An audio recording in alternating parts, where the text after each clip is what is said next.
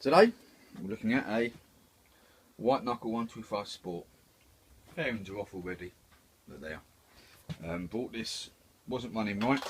Had one of these cheap Chinese CDI units in them. They don't last long. Went back to the original CDI unit, charged the battery up. There's a few issues with the bolts and so on the engine. But I mean, generally they're quite good bikes really.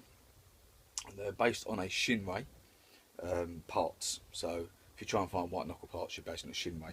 How can you tell? Well, it says Shinray on the exhaust for a start, and other parts are Shinray. The engine block is identical to a Shinray. Obviously this person thought that they'd make it go faster. Generally do about 60 miles an hour odd. The last guy who owned this said it was doing 70 odd, but not for long. 61 plate this is. They really do look quite a nice bike. Obviously it looks a bit funny at present minute. I'll show when I get it all back together again.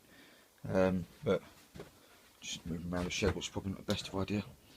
But they do look chunky little bikes for 125s based on a CBR. But much better tyres on it. But they're going to fall apart, okay? So you've got to understand that. They need constant cleaning, checking of them, of the clutch, these little screws here. There's a brake one with 2 screws in there. Engine mounts were loose on this one. It was low on oil. You know, you really do have to keep checking them if you're going to buy one. But they don't ride too bad. I rode it back from Colchester, spluttering. Got 2 new mirrors coming soon as well. Had to replace this because they'll go over somewhere along the line. If you look at the panel, you know, it's got some scratches on it. But generally, they're not too bad.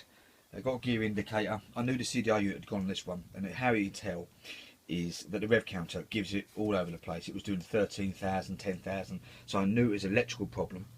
I thought it might be the carburetor, which is in there, or the coil, which is here. So you've got to take the fairing off to get to these bikes, basically. But once the ignition was mucking about, it could only be the CDI unit, could be the pickup coil, but at the end of the day, I'm sorry, the generator. But at the end of the day, it was reasonably easy to find this one, and it's running now. I'll get all the panels back on it, wash it, give it a test ride, and I'll fill you in with any information. But say if you're going to buy one, as long as you don't mind having one of these toolkits, a obligatory cup of tea, and you know, then they're fine. You just can't expect to ride these. They just rust in silly places. I tightened the chain up, but you know, you wouldn't get this rust on a Kawasaki or Yamaha or smart one like that. But you know, you really are paying £3,000–4,000 for these. But you can pick them up for £1,800, £1,200 quid. You know, for a year-old one, it's brilliant. Just tiny little things they do into it. That'll do for today. My review on a Wk125 Sport or white knuckle. Yeah, cheap little runabouts. Got to keep them serviced and oil checked and stuff like that.